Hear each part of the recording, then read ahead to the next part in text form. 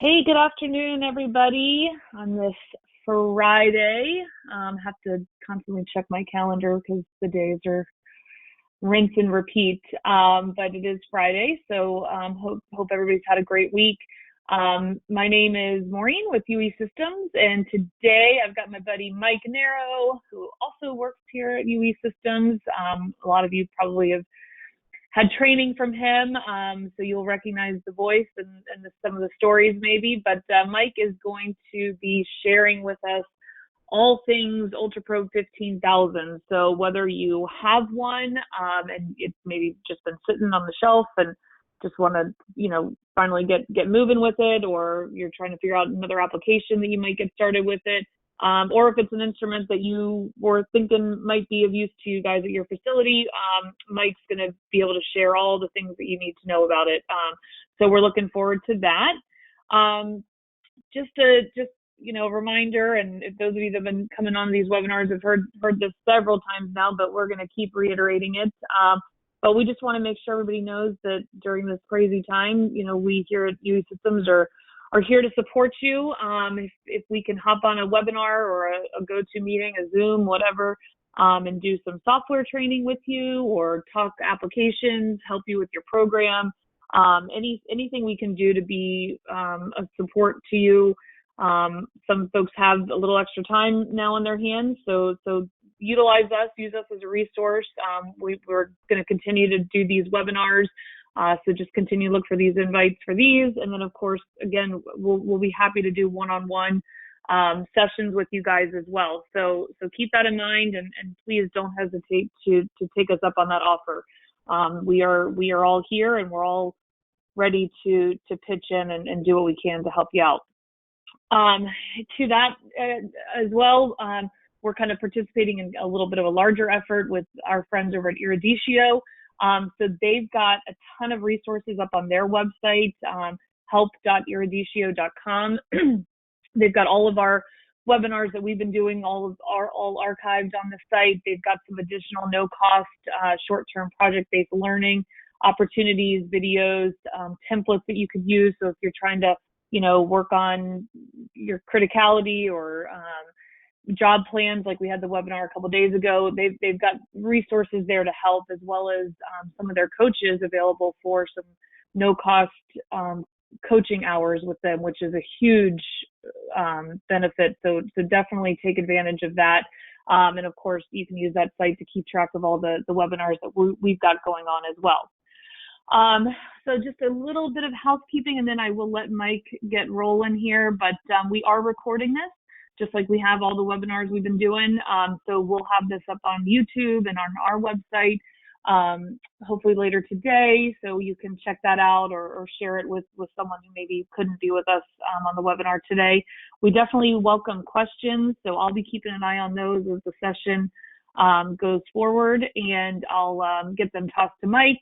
Or answer them myself, whatever the case may be. And then, of course, we'll have some time at the end for some questions there as well. If we don't get to all of them, please know that we will follow up offline when we're done here today. And my last little disclaimer here, just ignore any noises you might hear. I've got a full house here, as most of you all do. So knock on wood, so far, everybody's been well behaved as we've been doing all these.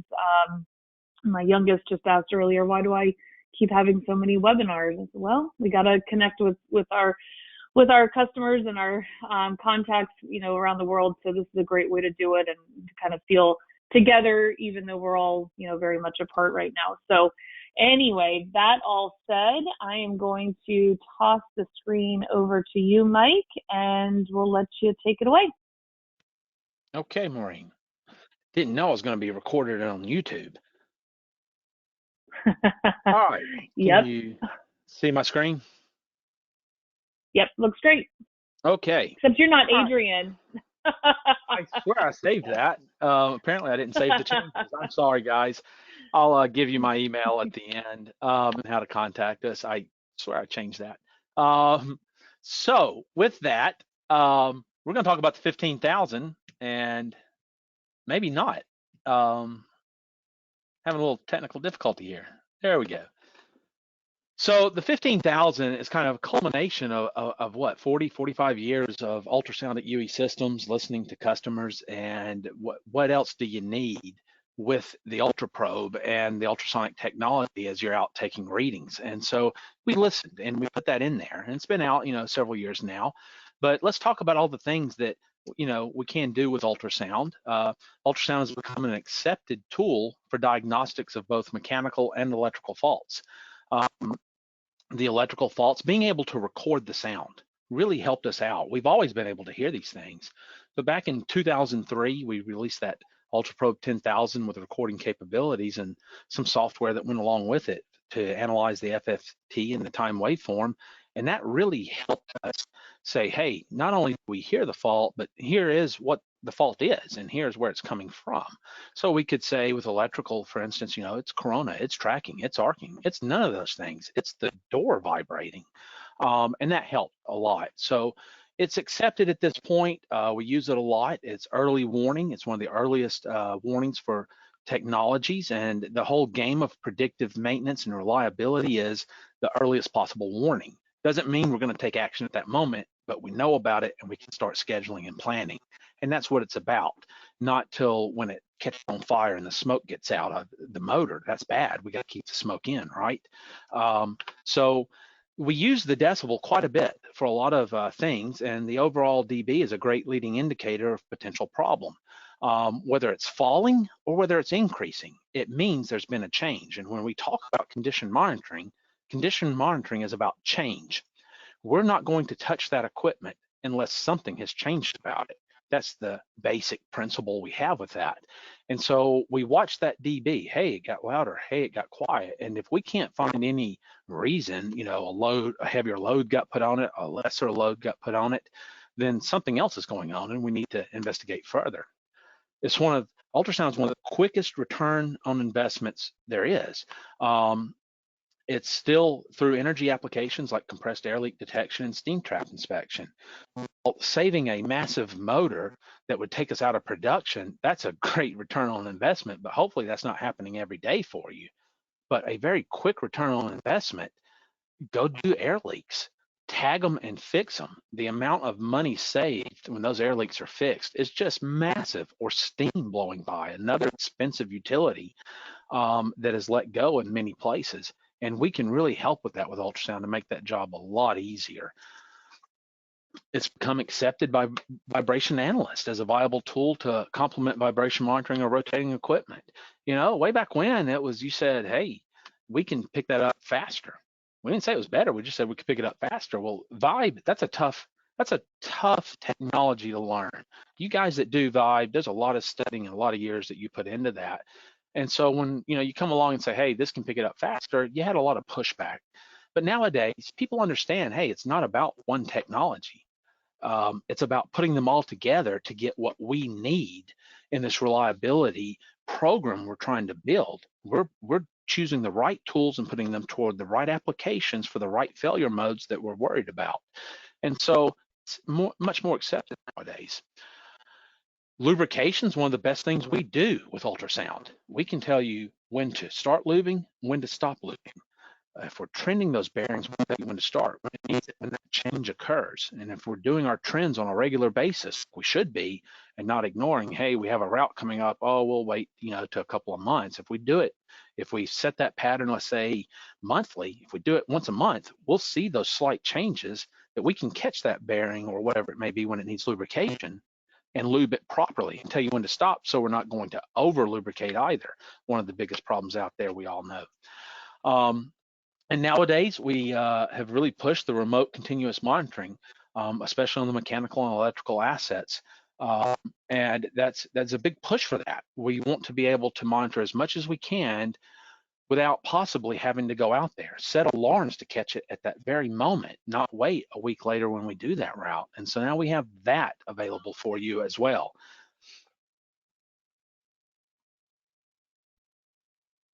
Remote access sensors. So that continuous monitoring is about remote access sensors. I'm sorry. And so we do have remote access sensors. We've had the remote access sensor that we see here on the screen for a long time. It's connected by a BNC cable, 3 feet up to 100 feet cable lengths.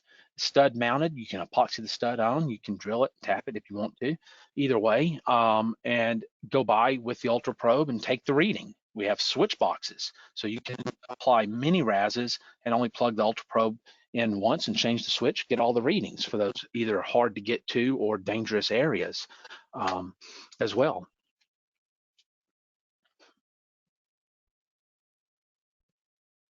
I'm having technical difficulty again, so if you'll just bear with me.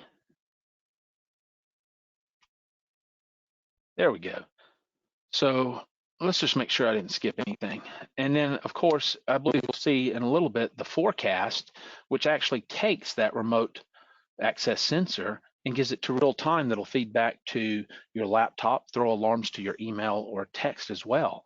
It's another box that we connect to, and that connects to your internet and however you set it up.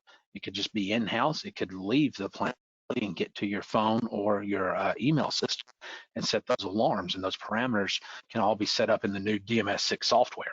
So with that, we'll move on a little bit. The Ultraprobe 15,000, what it is, it's touchscreen and icon driven. This makes it a lot different and than all the other units we've had in the past. It's very intuitive. You see the icon, you kind of know what that icon means, and you know what to do with it. So the learning curve for the 15,000 is a lot faster than most of the instruments we have. It is Bluetooth capable, so if you have a wireless headset or even a speaker, I've seen guys doing power lines, Bluetoothing it to their truck radio and listening it as they drive under the big transmission lines. So it's just straight up Bluetooth, and we have the headsets for them if need be. The unit will store up to 400 readings, and that includes the sound waves, the pictures, everything it does, 400 readings at a time, which that would be a massive route. You know, we typically say keep the routes 50 to 150 test points. It's all done on an SD card as well. The DB storage and onboard sound file recording, that's huge that we can store that, move that over to our software and archive all those readings that we do get. The sound file, as I said earlier, that's very important as well. We can analyze that sound file. The 15,000 though takes it a step further.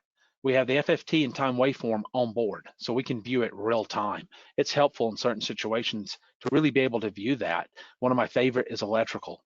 I can throw that in the time waveform and look at that pattern and know pretty much at that moment I'm listening, is that corona, is that tracking, is it arcing, is it something loose and vibrating, forming impact? And I can see that going across the screen. So it's very nice to see that real time. We still usually don't throw up the red flag until we download the information, analyze that on a bigger screen and make sure, but I can see it as the inspector as I'm standing there, and that's nice. Application-specific information can be entered directly into the UP 15,000. I can remember a time where we've had that, even back to the 10,000, where we could enter that. And I didn't think that was such a big deal personally, but as I've gone on and learned more and more about what you guys do and what we need to do these things for analysis, for decisions to be made for replacement, if I have all that parameter information, say it's a motor, the RPM, the number of rolling elements, the type of rolling elements they are, all that entered with that record, it's at my fingertips, and it makes it so much easier. So you can enter all that very easy on this unit. Again, it's all touchscreen. You can use a stylus or you can use your finger. It doesn't really matter. It's a touch screen. It is pressure. It's not heat activated. Unlimited use of Ultratrend DMS and UE spectralizer software.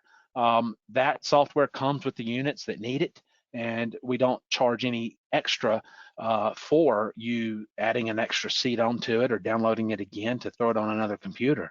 And the support is always there for it as well. And we're glad to support it. We enjoy supporting all of this. And of course, it works with remote access sensors for remote monitoring. So it's just a BNC module that plugs into the front of the unit, and you just plug that BNC wire right into there. That's, hopefully mounted in a nice, dry, secure location. But you open the box up, plug it in, or plug into the switch box, and take your readings there. So a really versatile tool. So if we look at the back of it, It's fairly simple. It's a very clean design. There's an on-off button. There's a headphone jack, and the headphones, for your information, is a 3.5 millimeter mono split headphone. It's not a stereo headphone. It's a true 3.5 millimeter. The headphones we send with you are designed and made by David Clark. They're good quality headphones. I've listened to Bose. I've listened to a lot of headphones through there, and other than I needed more blockage of hearing, because these are noise reducing headphones that meet OSHA's requirements for single hearing protection. Other than that, the quality that comes out of those headphones is very good. And I don't really prefer any other headphones. The SD card slot if you're looking at the side of it, simple SD, you push it in, it clicks, it holds it in, you push it in again, and it releases it. And then the instrument trigger, which really just activates. The only thing the trigger does on this unit, whereas on most of our other units, you had to hold that trigger in to keep it on. That's not the way this one functions. You push that power button, it's on. The trigger activates live readings, and when you let go of the trigger, it freezes it on the screen for you. It also activates the laser. When you pull the trigger, the laser is on. So this does have a laser pointer. If we're looking from the front end of the unit, looking right at it, you see at the very top, we have a camera with a flash. That flash doubles as a strobe up to 4,000 RPM, as well as an infrared thermometer at the very faceplate of the unit where the module goes in. The infrared thermometer is a 10-to-1 ratio, so it's meant for up close work. We don't want 10-to-1 means, if you don't know, 10 inches away, I have a 1-inch spot. So we don't want to be shooting that across the room thinking we're accurate. It's just a spot radiometer with a 10-to-1 ratio. The laser pointer, red laser there at the top. So we see that and move on. So there's two ways to listen or store data, really. As far as displays, there's two different displays we use. To the left, we see the dB display, very clean display of it. We change the sensitivity. We can bump around in our records. We can bump around on the frequency. There's a function bar you don't see here, but you touch here and you have all kinds of options here. You can out of that function bar, any of those menu items there, and put them on the screen here as hotkeys. So your choice as an operator. On the dB temperature display, we're seeing two things. We're seeing decibel versus temperature.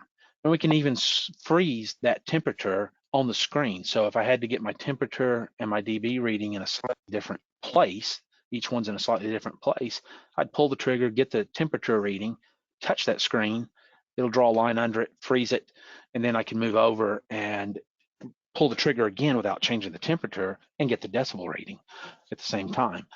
Very helpful with bearings as well as sting traps, maybe some valves even. So setup and preferences and instrument setup, we're going to talk a little bit about it. This is not a full-blown how to operate it, but we're going to talk about some of the things you may want to change and some of the things you may not be aware of. And if you do need full-blown help with how to operate it, you can contact us and we have trainers ready to help you online to do that.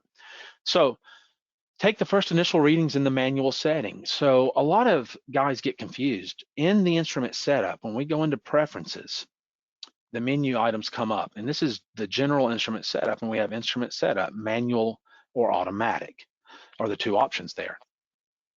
In automatic, the gun is going to read everything coming from the software from the baseline record, meaning all the parameter information we inputted, who took the reading, as well as any sound files, as well as any pictures. It's all going to be moved back to the Ultraprobe so you can view any of that baseline. Anything that's attached to that baseline will be on the 15,000.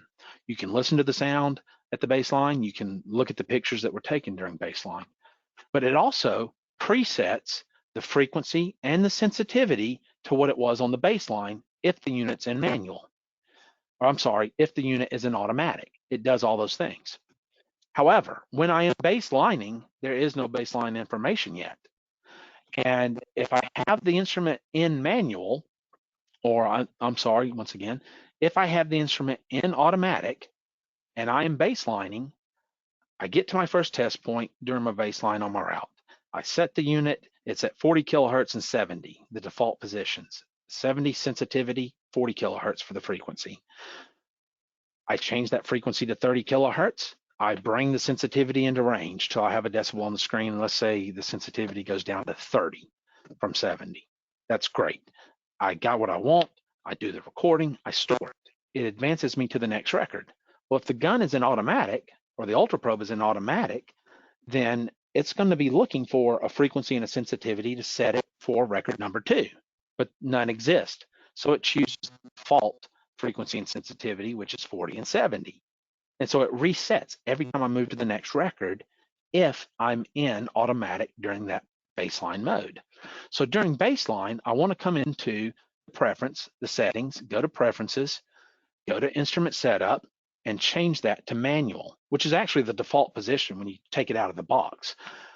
In manual, when I set everything up on that first reading on my baseline and I store the information, and let's say we're down at 30 kilohertz and the sensitivity set to 25, and it advances me to record 2 to get ready for record number 2, it keeps it at sensitivity 25, frequency at 30, where I left off. And so during baselining, set that thing to manual. Don't leave it in automatic. But once we're up and running and we've baselined everything, put the instrument set up in automatic and leave it there. It's just that time that, hey, we have some routes baselined, some we're still working on, that you have to remember to go in here and change back and forth. Once everything's baselined and you're up and running with the way you like it, leave it in automatic and move on. All right. So those are all good things to remember. Okay. So let's talk a little bit about compressed air gas leak detection, what we can use the 15,000 for. It's probably still one of the most widely used applications for ultrasound, is leaks. We find leaks very easily and very fast. It is definitely the quickest return on investment. The minimum PSI needed for ultrasonic leak detection is 5 PSI. And that's not 100% true. It's just above 5 PSI, above 10 PSI, it's a pretty easy day. If I get below that 5 PSI mark, I better pack a lunch. I'm going to be out there a long time looking for these leaks. And especially if I'm in a noisy, normal production environment, there's a lot of other noises that are going to override those leaks. It's not that the unit won't detect, it's just there's so many other loud noises overriding it. So it does depend on the situation. That 5 PSI mark is kind of the, hey, I know I'm going to have an okay time. Hey, I'm going to have to get in here and really work when I get below it. So take that as you will. We store the decibel and the distance and the pressures for report cost calculations. We take the readings 15 inches away, because as this, where we got these CFM readings and dB readings, that's the way it was done originally. So if we want to repeat to use our compressed gas spreadsheet and get correct cost, then we need to do the way it was done originally to make it repeatable. And those readings were taking certain holes, certain sizes, and all that kind of stuff at 15 inches away to get that dB. If we read that leak right as we pinpoint it, that dB is going to be way too loud.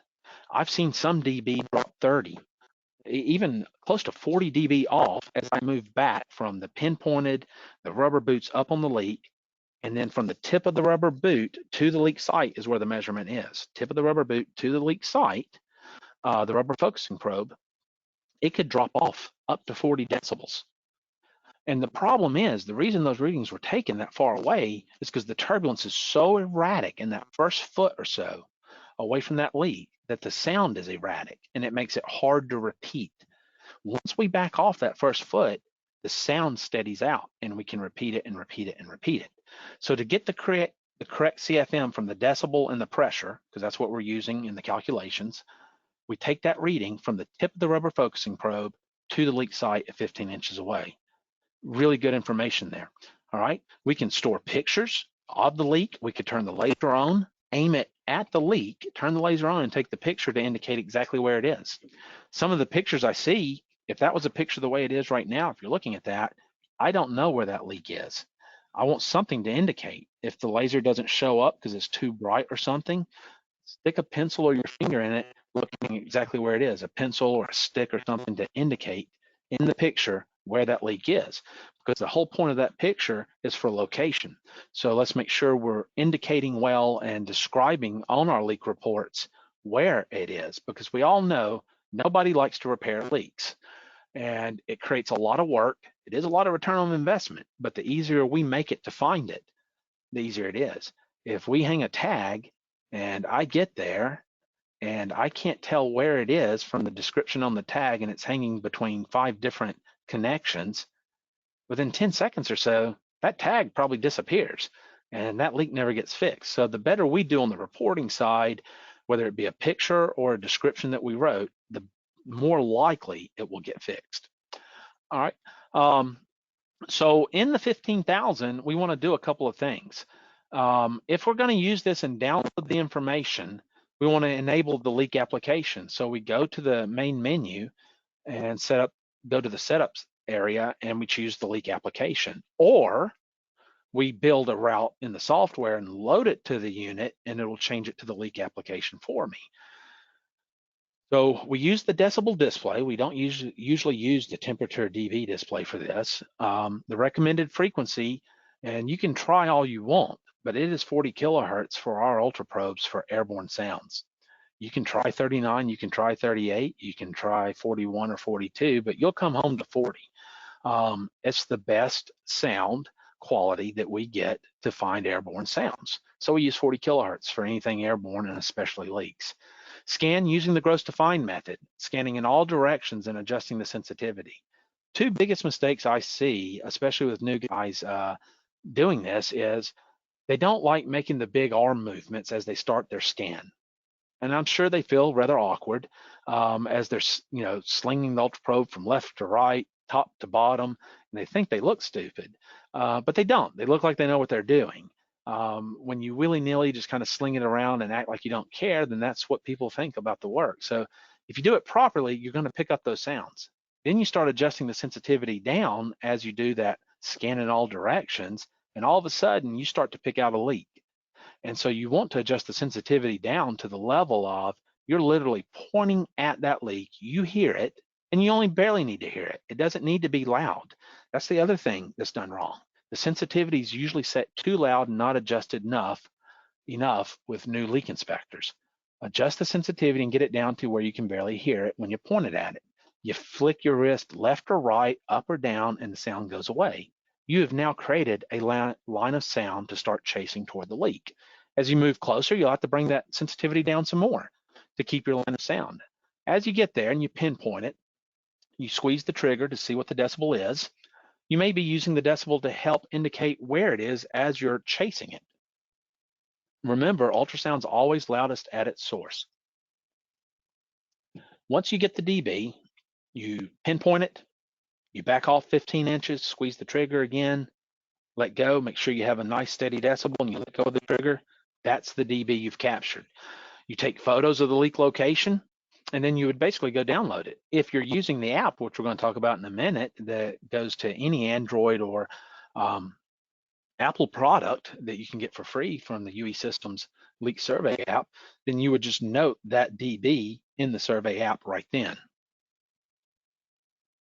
So input data icon, and again, this changes per application. So for leaks, we have the test result. You can actually input into the software what you want your test results to be. NE means not entered. You'll see that a lot. It just means not entered. But my test result might be, I don't know why you would do it, but I'll throw it out there for a leak, but recheck. It might be repair. It might be, I don't know what all the things you would actually put for the test result other than repair. Excuse me a moment.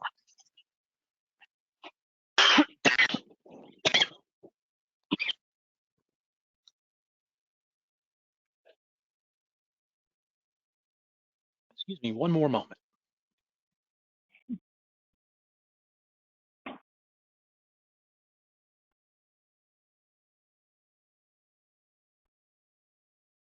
I'm going to just avoid the obvious jokes here, but hopefully Mike will be back in just a minute. I'm back. I'm sorry. I've been doing tutorials this morning, recording some as well, so I'm kind of dry, so I apologize. So we would put that test result in. The pressure is very important as well for leak. We always say in the software that we use for the compressed gas leak software to estimate how much we're losing, we choose below what the option is. So if the option is 100 and the next option is 75, we're going to underestimate. The last thing you want is to overestimate on those leaks, and you take it to the engineer or whoever controls all the air in the plant, and they laugh you out of the room and they say, we don't even produce that much CFM. We can't leak it because you overestimated. So the easiest place to underestimate it that just basically affects it is the pressure. So we always take the lower pressure, and more than likely, if you're running on a 100 PSI system, wherever that leak is, it's probably not 100 PSI at that spot. So we choose the lower pressure. All right, application, what is leaking? You can input that, you know, is it air? Is it natural gas? Is it methane? Same thing. Is it nitrogen? Is it hydrogen? Whatever it is. Hopefully you're not looking for hydrogen, but you get the idea. Distance, how far away you took the reading. It should be 15 inches if you're going to use our software. And then, of course, the save icon. You can save pictures, you can save RPM, you can save all kinds of stuff, but that's kind of like putting it in the cart and you haven't checked out yet. Until you go back to your screen, your DB screen, pull up the function bar down here and see that save diskette, or you've either put it in the hotkey area and hit that, that's not a checkout. So we don't check out and advance to the next record until you hit that final save diskette. You've just been putting it in the cart, okay?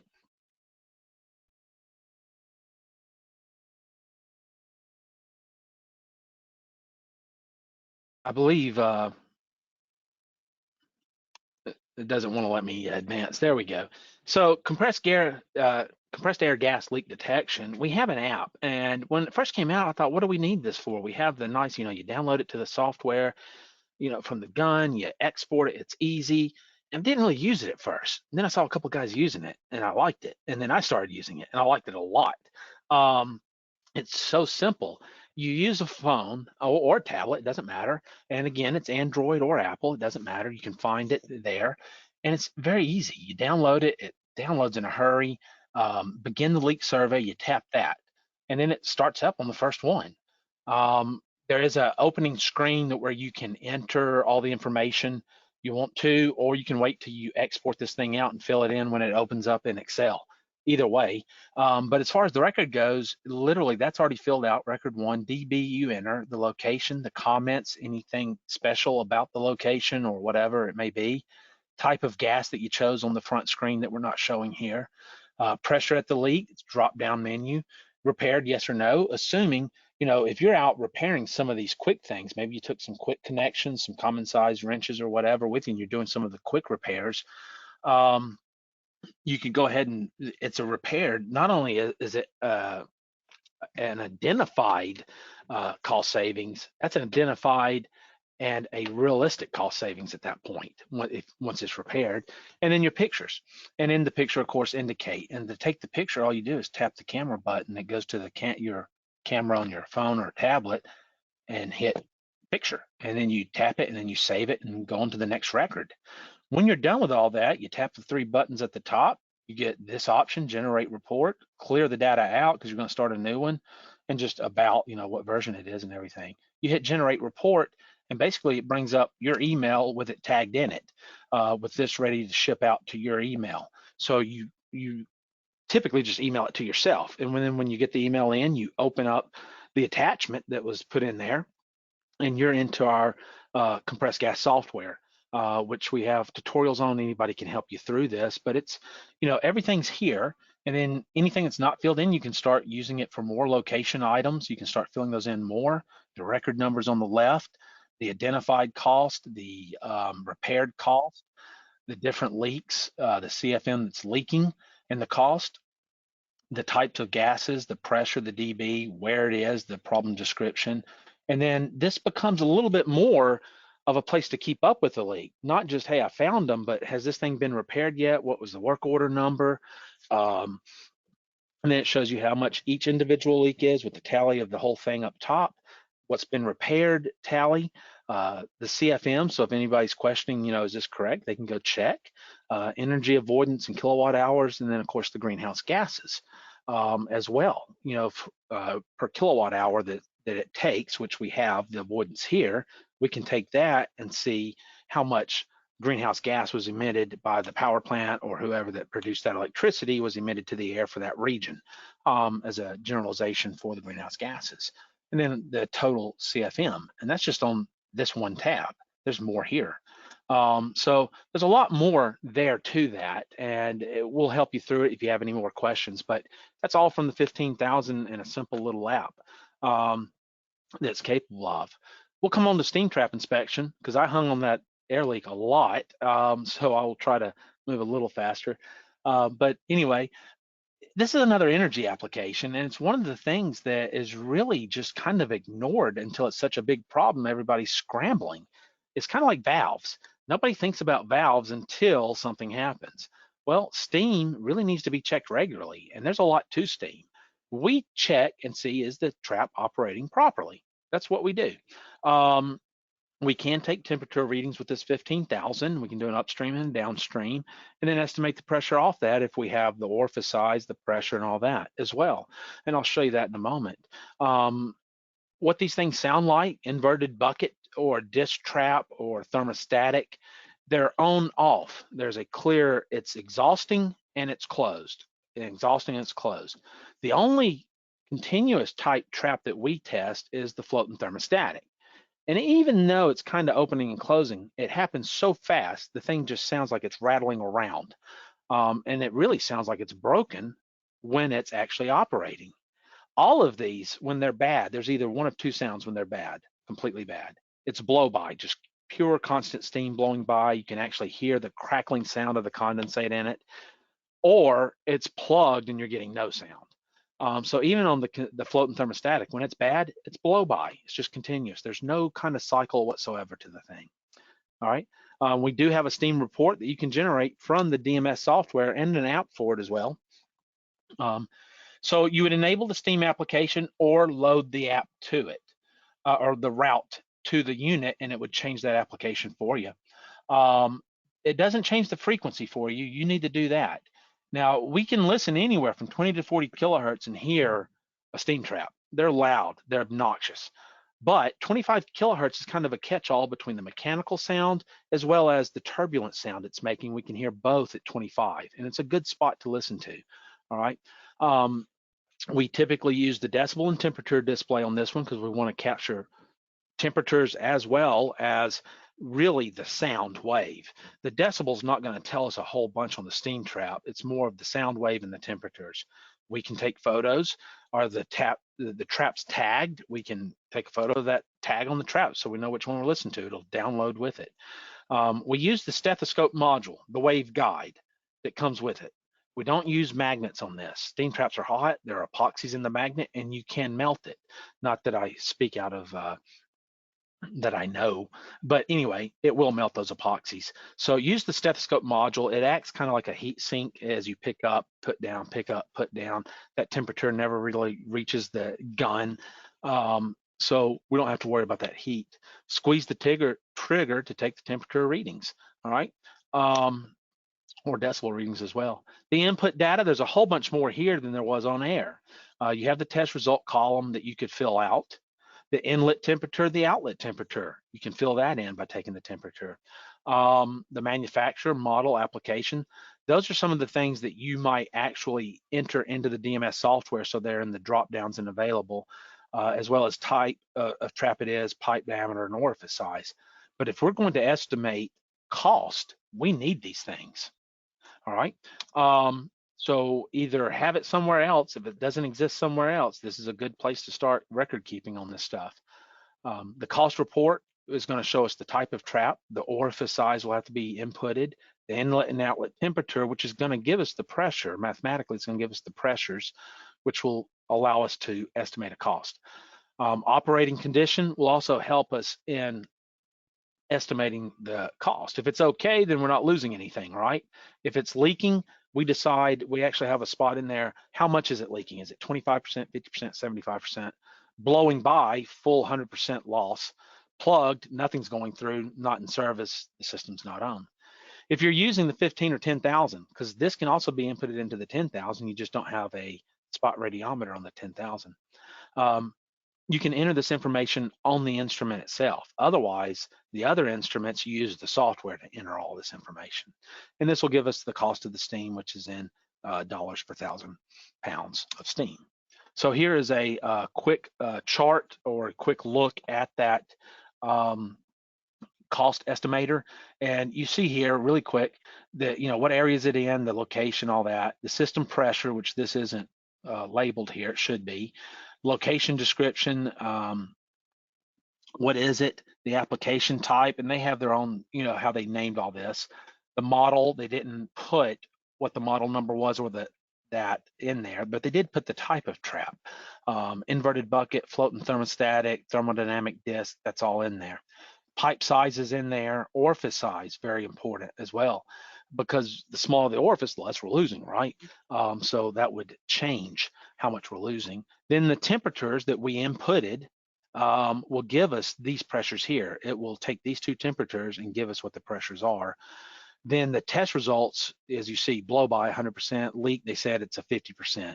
You can set that up to what that is, and then plugged or whatever. Then pounds per hour that we're losing, and then the actual cost estimate. And it'll give you a tally and all that as well in this report. So that is available to you, okay?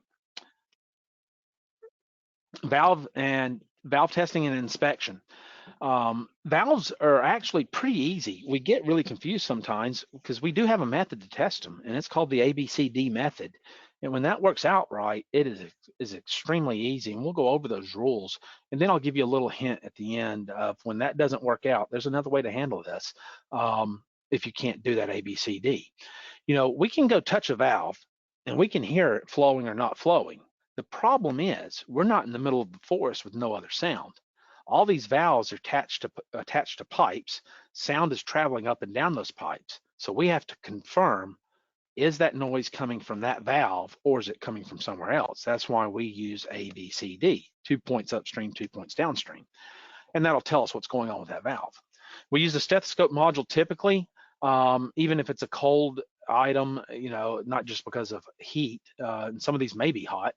But it's a pick up, put down very quick, and it just takes longer, and it's messier to use the magnets, easier to use the stethoscope on this.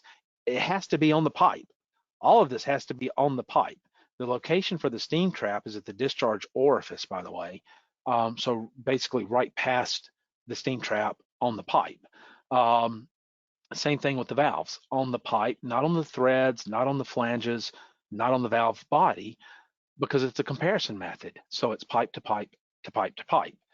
If it has insulation on it, we can't hear through insulation. You got to be on the actual pipe. If it's a water jacket, we can't hear through the water. So it's got to be on the pipe.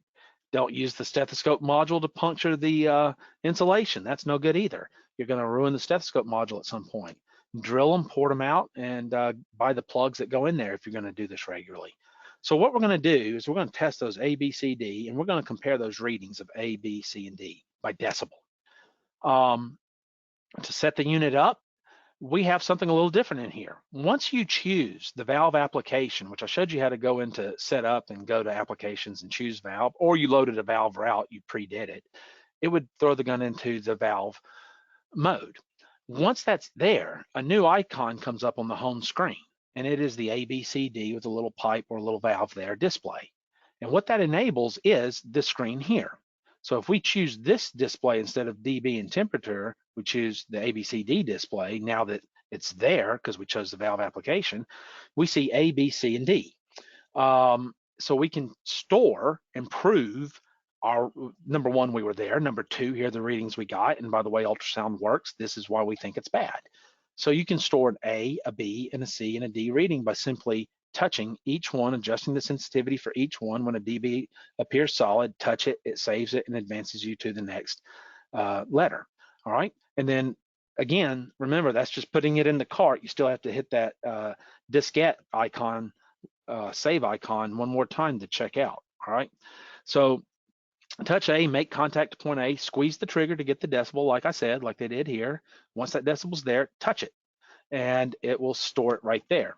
All right. Same thing for points B, C, and D. So input data icon, again, if you don't have this information somewhere else, don't reinvent the wheel, but if you've already got it, you got it. And if it's easily accessible, you got it. But if not, we gave you places to put it. So you can input the test results, the temperature, what the application is for it, pipe diameter, the pressure that is there, and the type of valve that it is. So we have that at our fingertips. And again, that's the input data icon. All right. 3 easy rules for valve. And really, there's a fourth rule, but it takes us further down the road. So we'll talk about that in a second. So number 1, out of A, B, C, and D, and those are spread out. If you're wondering, you can look it up on any of our stuff. We have procedures for it. But test point B and C, which is right, left, and right of the valve. So it goes A, B, C, D. A is upstream, D is downstream. And the test points would be B and C is 1 times pipe diameter away from that valve, and A and D are overall 3 times pipe diameter away from that valve on either side. So they're evenly spread, so because we're doing a comparison, apples to apples. So if C, which is right past that valve, downstream of the valve, if that's the loudest, that's where the turbulence would be, meaning that valve is almost closed but not quite seated. So we have high pressure slamming up against a small orifice where it's not seating, creating a tremendous amount of turbulence downstream of it. So that would make C the loudest reading. That valve's leaking, easy. All right. 2, the second rule. If the decibel attenuates from A to D, and what we mean by that, attenuate means loss of sound energy. So that means B will be less than the A reading, C will be less than the B reading, and D will be less than the C reading. It can't just be that D is less than A. It has to be quieter, quieter, quieter, quieter, all the way from upstream to downstream. That means we have upstream noise in the system, but as we get further away from the noise, it gets quieter. That means that valve is shut and quiet, no turbulence is being produced there. So if it attenuates from A to D, the valve is closed. 3, if the decibel levels are the same across all 4 test points, same or similar. So let's say I get 30, 31, 31, 30. That valve's open. We get a little turbulence right around the valve because there's always some redirection, or even in a gate valve, the gate doesn't come all the way down or come all the way up, so it creates a bit of turbulence. So you're gonna get a little turbulence as it goes by, but not a lot. It'll look very similar across all 4 readings. And the sound, as you start doing this, you'll be able to tell by the sound. You'll be able to tell the background noise to the foreground noise. When it's that background distant sound, you know it's upstream. You're just trying to prove it with these numbers. When it's in your face and it's foreground noise, you know that sound is coming from right there. You just got to have some way to prove it.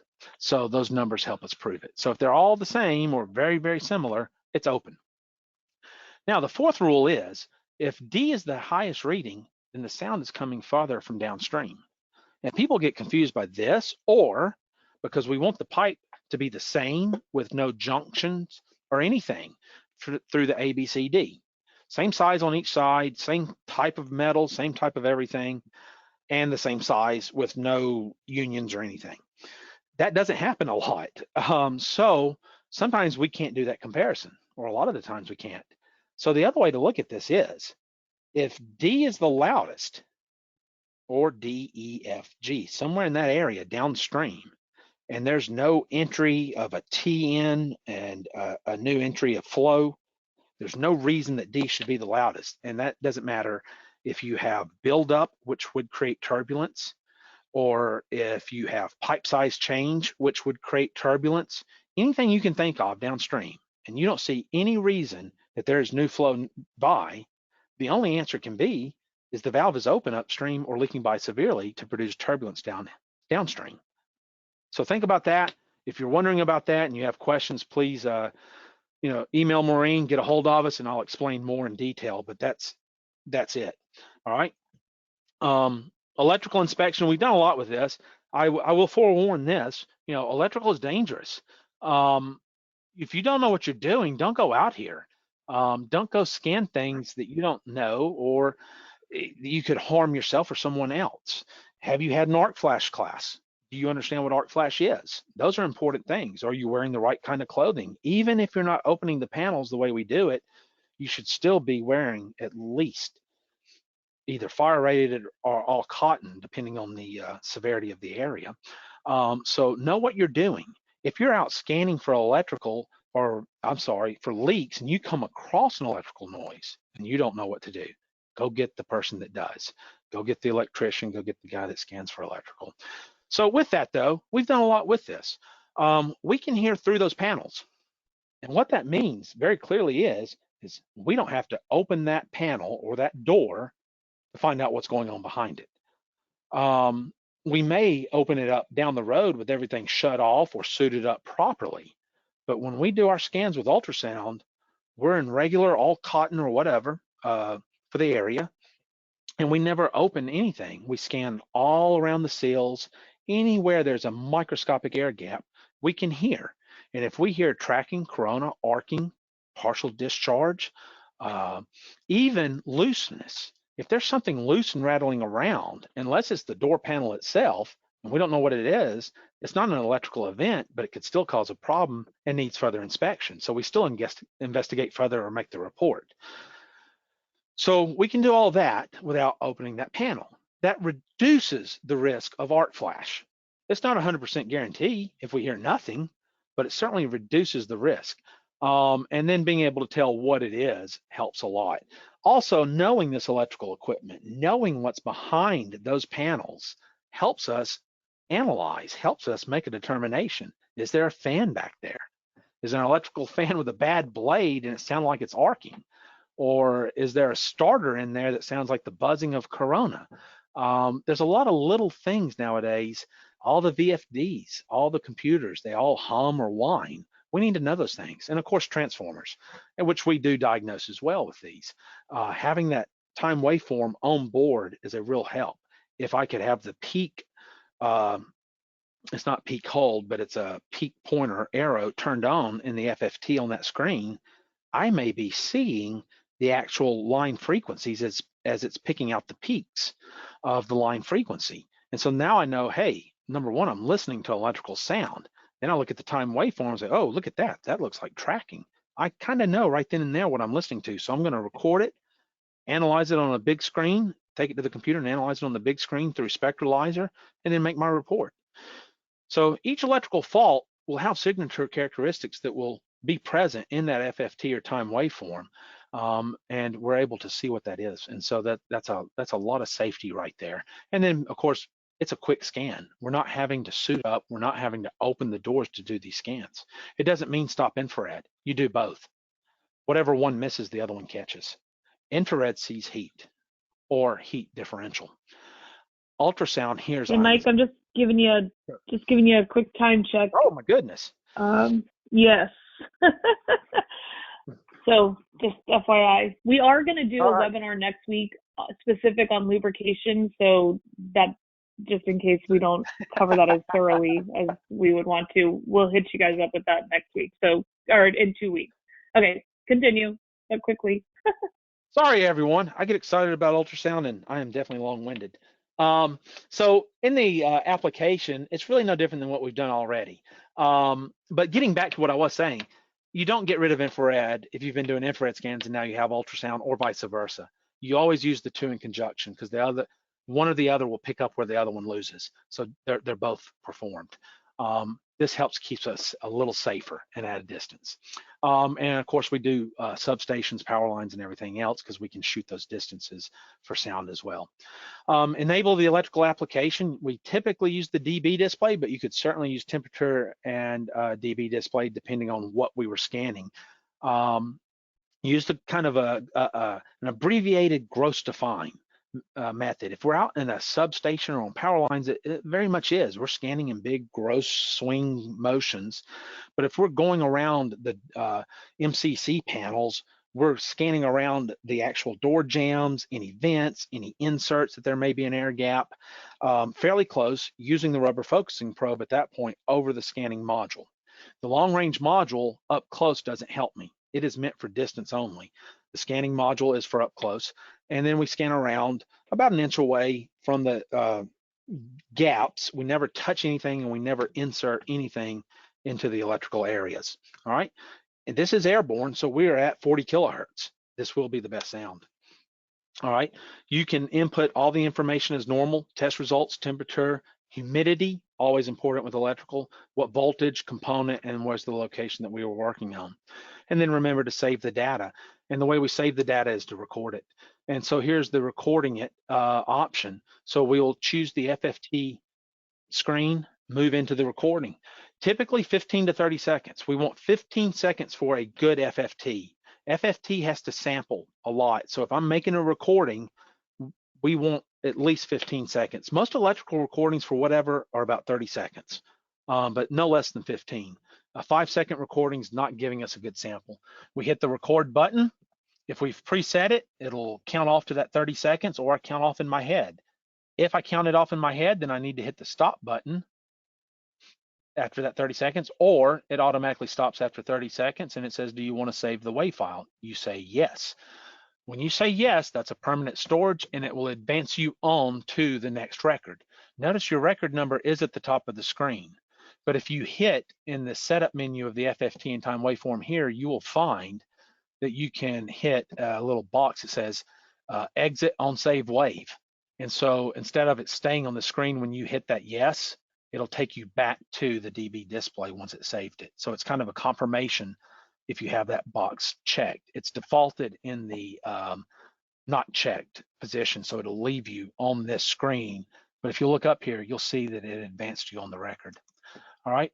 Some of the reports we have, 4-picture report. Pictures are, worth 1,000 words. So here are the components. Here's an infrared picture put in here using FLIR camera there.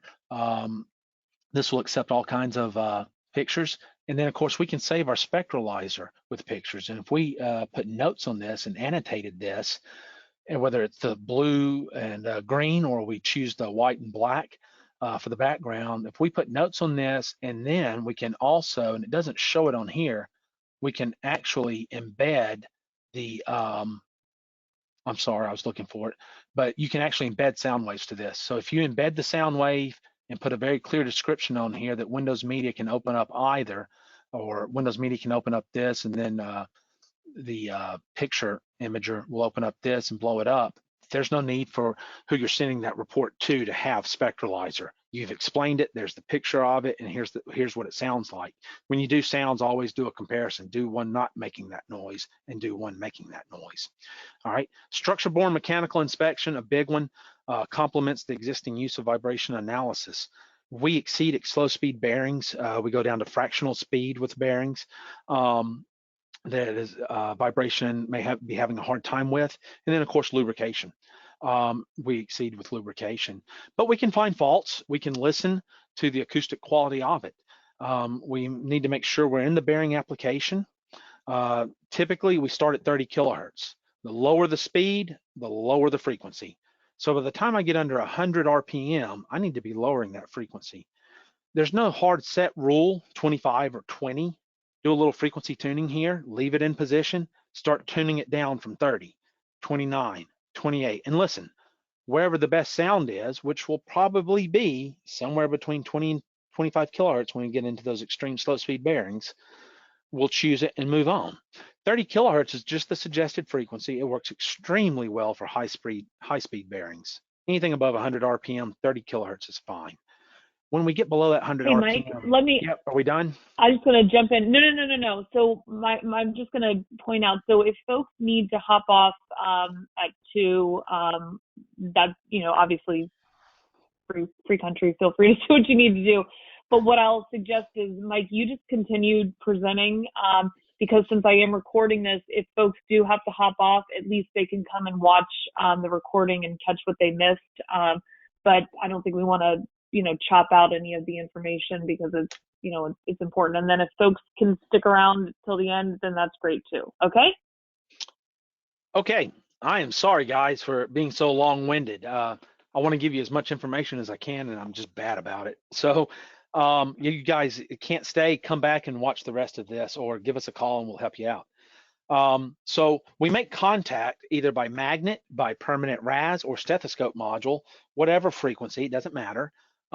Typically we never go above 30 kilohertz though. Usually we're in the range of 20 to 30 kilohertz no matter what it is, as far as bearings and mechanical inspection, gearboxes, all of it, pumps, cavitation, we're between 20 and 30. So the bearing applications are that you can input information on are test result, temperature, RPM, and type. In the actual software, there's a couple of extra fields that you can type whatever you want to as well in there in that input data section. So make sure you're in the bearing application. Again, if you built a route and loaded it, it would change it for you. You change the frequencies. If the gun is in automatic mode and you've already baselined, it's going to change everything for you, the frequency, the sensitivity to what that baseline setting was. All right. So let's take a look. Best practices with mechanical inspection. So let's from good to best, left to right. Based off an asset criticality or specific equipment where bearing failures are causing unplanned downtime to establish a route in the UltraTrend DMS software. Load the route into the Ultraprobe 15,000. And I'm sorry, I misread this. These are all best practices. All right, so these are all best practices. The second one would be load the route into the 15,000 and begin to acquire your data. We record the sound waves on baseline. We typically do not record every time we take the route. We store the dB. We don't take pictures every time we take the route. We may take temperature in dB, but that's about it.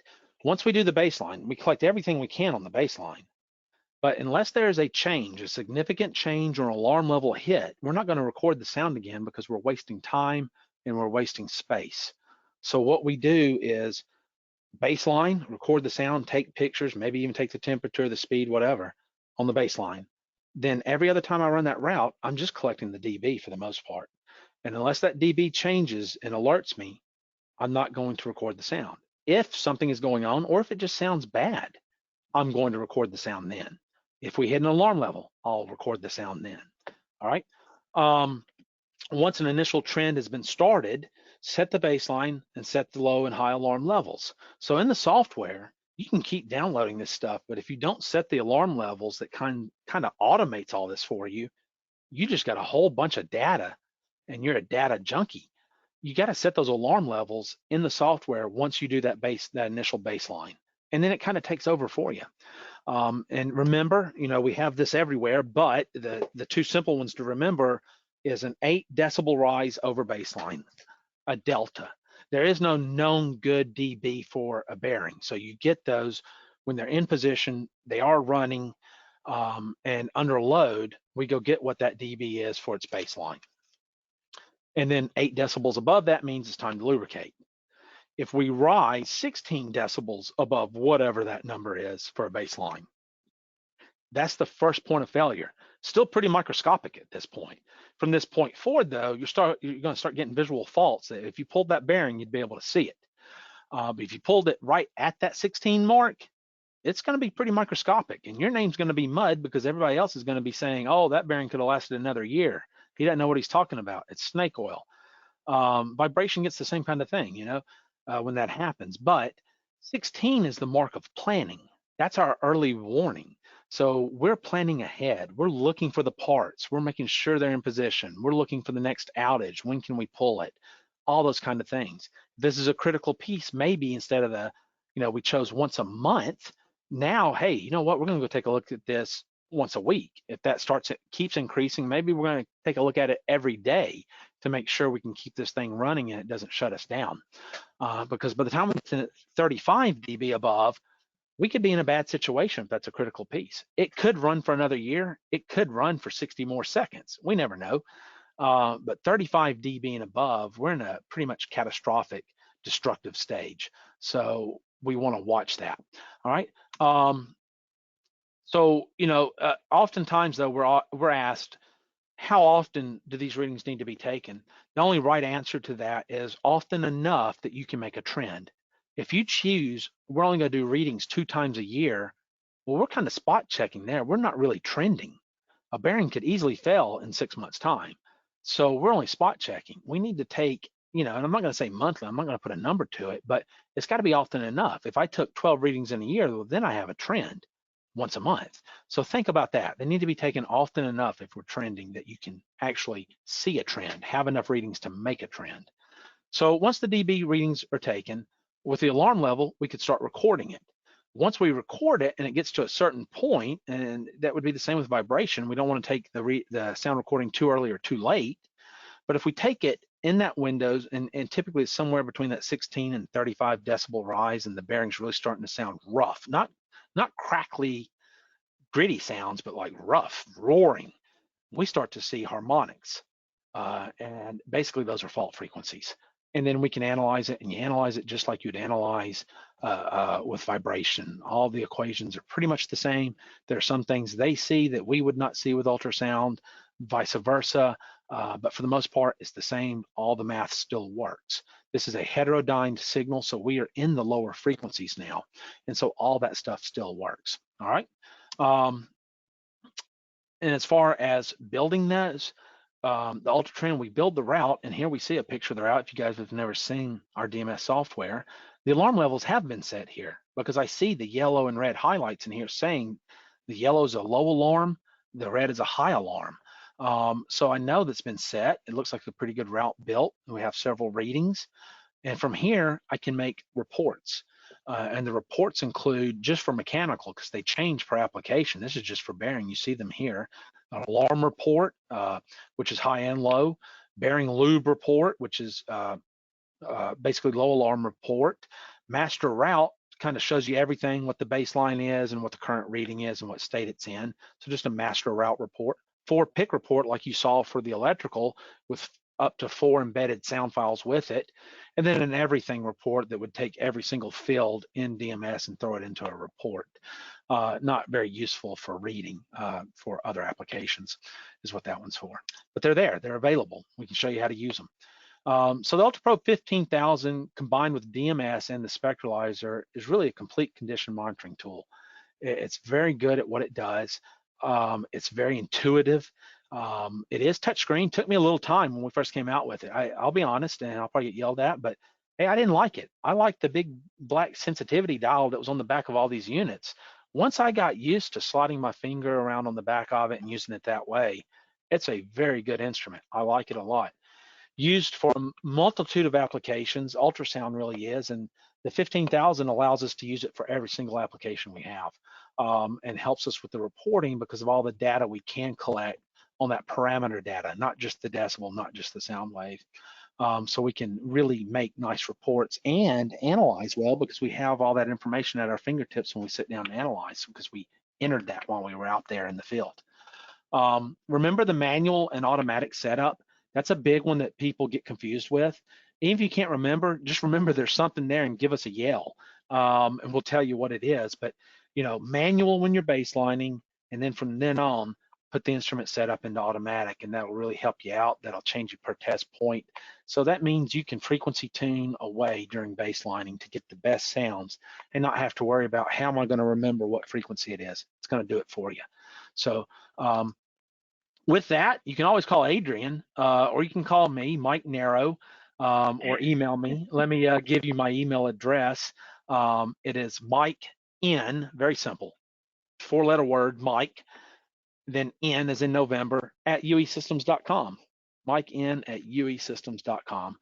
And if you don't want to talk to me, we have info at uesystems.com that you can always reach us, info at uesystems.com. And then our phone number, which I probably should have thrown up here as well, 1-800-223-1325, 1-800-223-1325. If you have any questions, let us know one way or the other. I know I've run over, which is really not that unusual for me. But there we go. So how do I get this back to you, or did you already take it? Yep, I took it back. So Okay. Thank you, Mike, and thank you, Adrian, for apparently putting that slide deck together for Mike. You had a perfect opportunity there to take full credit, Mike, but we'll give credit where credit's due. So Adrian, obviously he had done that presentation for us before. So anyhow, thanks everybody that stuck around. Again, we did record this. I want to make sure you know what we've got coming up as far as webinars are concerned. Sean, are you still with us? I was going to invite Sean Eisenhower to kind of give, so Sean, maybe just give everybody a little taste of what you're going to be talking about next Thursday.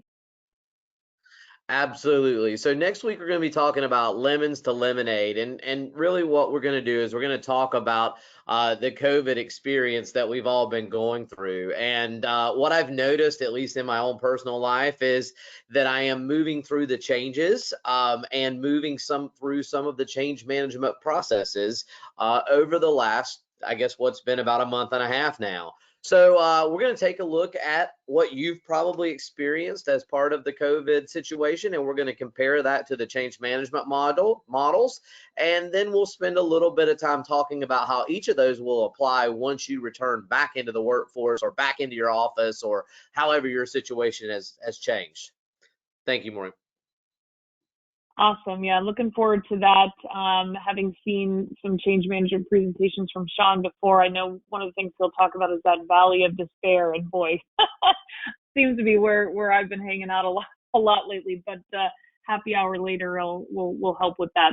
So we're looking forward to that. We'll get an invite out on Monday, and we'll have the links up probably on social media later today. Then on Friday, we're going to take the reins back and we're going to be talking about remote monitoring and permanent sensing with ultrasound. So another topic that we think is pretty important right now is some of you are probably away from your assets. And so, what can we be doing to help you guys still keep an eye, or in our case, an ear on those assets while you're not physically able to do so. So look forward to sharing those with you. And with that, I'll just leave the contact info up here just for a moment that Mike shared. Certainly reach out to any of us at UE Systems with any questions. The questions that did get asked, we will get those answered to you offline.